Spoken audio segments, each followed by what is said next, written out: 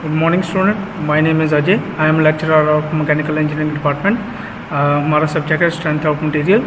Last lecture में हमने Hooke's law Young's modulus किया था. आज हम modulus of rigidity, bulk modulus of elasticity cover करेंगे.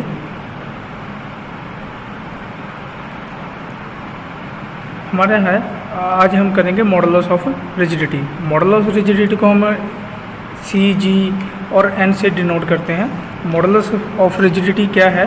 The ratio of the shear stress to shear strain is called modulus of rigidity. Modulus of rigidity G equal किसकी ratio है? shear stress upon shear strain. अभी shear stress क्या है कि मान लो ये एक हमारे पास बॉडी है, तो एक फोर्स इधर से भी लग रही है, एक फोर्स इधर से लग रही है.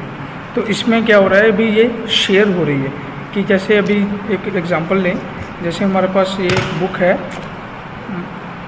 है, तो मैं क्या कर रहा हूँ, यहाँ से एक लोड इधर को लगा रहा हूँ, एक लोड ऊपर को लगा रहा हूँ.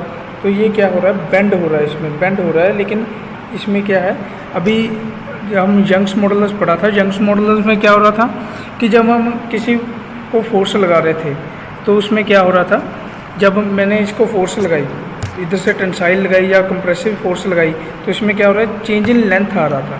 तो इसमें जब मैं इसको खींच रहा हूँ तो इसकी लेंथ लंबी हो रही थी, जब मैं इसको कंप्रेस कर रहा हूँ तो इसकी जो लेंथ है वो कम हो रही है. तो अभी shear स्ट्रेस में क्या, अभी इसमें क्या है, मॉडुलस ऑफ रिजिडिटी में क्या है कि जब मैं इधर से फोर्स लगाऊंगा तो एक ही फोर्स इधर से लगेगी, तो यहाँ पे क्या होगा, यहाँ से पे पॉइंट पे ये शेयर होगा, ये ऐसे शेयर हो जाएगी. जैसे मैं इस चीज़ को ऐसे कर दूँ तो ये बेंड हो जाएगी, ये ऐसे शेयर हो जाएगी. shear स्ट्रेस लग रही है. तो shear स्ट्रेस क्या है? ये shear स्ट्रेन होगी, shear स्ट्रेन यहाँ पे लगेगी, shear स्ट्रेन. तो shear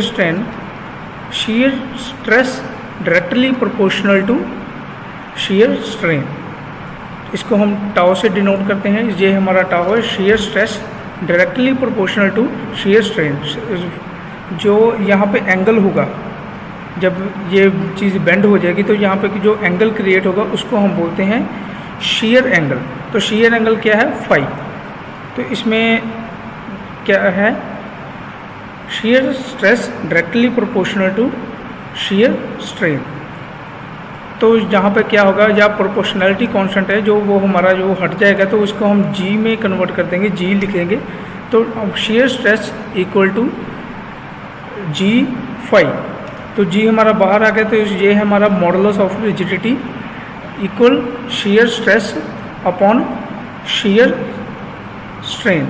यही हमारी डेफिनेशन है. क्या है? The ratio of shear stress to shear strain. जो हमारे पास जी की वैल्यू रहती है वो हमारे पास कांस्टेंट रहती है. जी हमारे पास यहाँ पे कांस्टेंट है, ये हमारा कांस्टेंट है जी. इसकी वैल्यू कभी चेंज नहीं होगी. हाँ, किसी मटेरियल के लिए चेंज हो सकती है. अगर हमारे पास माइल्ड स्टील है या कोई एल्यूमिनियम है तो उसके लिए अलग अलग जी की वैल्यू जो है हमारे पास होगी. तो फॉर एग्जांपल अगर हमारे पास जी की वैल्यू हमें दी है, और ये जो जी की वैल्यू है इसको हम बोलते हैं गीगा न्यूटन पर मीटर स्क्वायर. इसको mm स्क्वायर में भी लिख सकते हैं.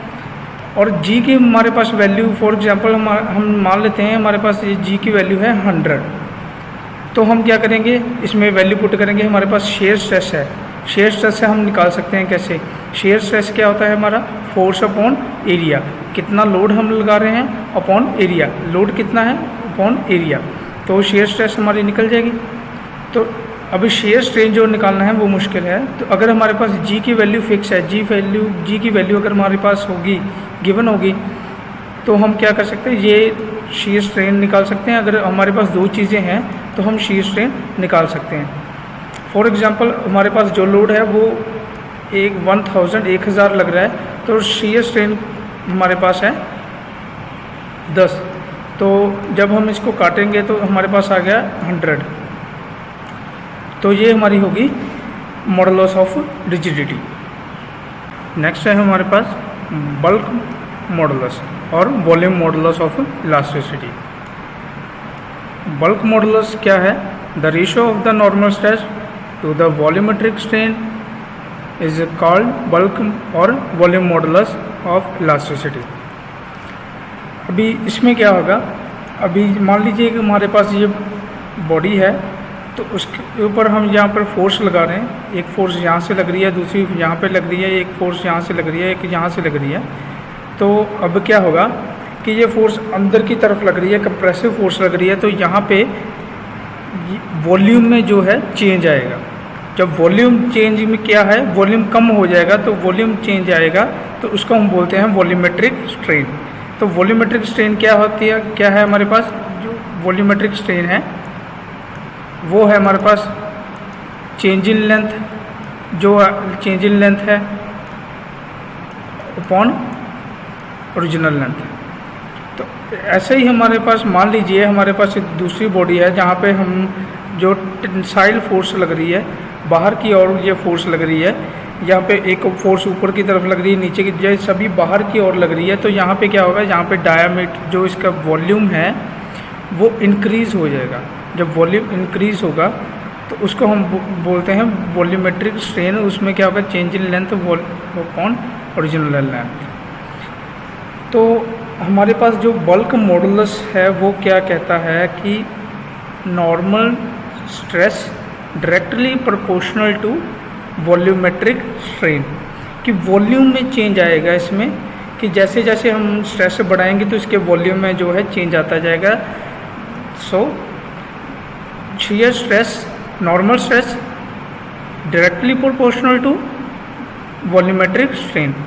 तो अभी यहाँ पे प्रोपोर्शनैलिटी कांस्टेंट है, तो यहाँ पे क्या होगा, यहाँ को इसको हम K में लिख देंगे, तो normal stress equal to K volumetric strain.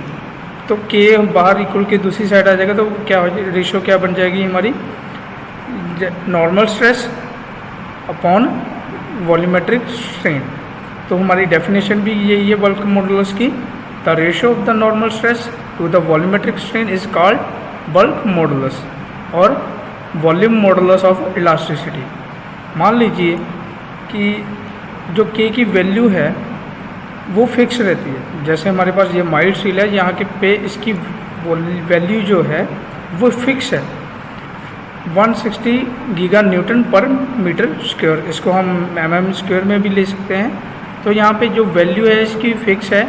तो अब हम जब हमें ये वैल्यू K की वैल्यू जब हमें फ़िक्स मिल गई तो हम वॉल्यूमेट्रिक स्ट्रेन कितनी है वो हम निकाल सकते हैं।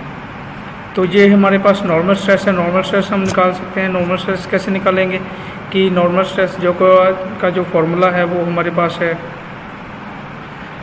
स्ट्रेस का फॉर्मूला है load upon area, P upon A। Load कितना हम डाल रहे हैं अपॉन एरिया हमारा कितना है। तो नॉर्मल स्ट्रेस हमारे पास आ गई, तो K की वैल्यू जो है हमें फिक्स दी गई है। तो जो वॉल्यूमेट्रिक स्ट्रेन है वो हम निकाल लेंगे, वो हमारी आ जाएगी। अगर हमारे पास दो चीज़ें दी गई हैं, हमारे पास K भी है और नॉर्मल स्ट्रेस भी है, तो वॉल्यूमेट्रिक स्ट्रेन निकल जाएगी। तो इसी तरह से हम नेक्स्ट में करेंगे, नेक्स्ट लेक्चर में हम करेंगे longitudinal strain and lateral strain और Poisson ratio. And thank you.